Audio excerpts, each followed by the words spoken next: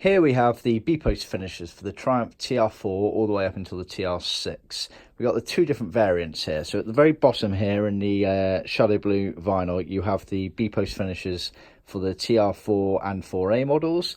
Then at the top here in the black leather, we have the B-post finishers for the TR5, TR250 and all the TR6 models. So we can do this in vinyl or in leather, point in case, vinyl, leather. If it's leather, we do thin it down on our in-house leather skiving machine, makes it more pliable when it's in the car. These basically sit at the very bottom of the door, so as you close the door, the bottom of the door hits onto them basically. So you get a pair of those per car.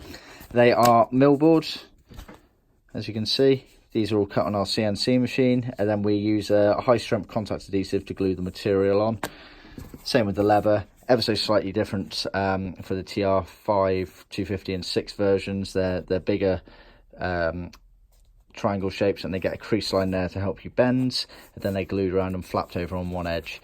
You end up folding away and cutting off some of the excess there, but you get a pair of those per car, and the sets.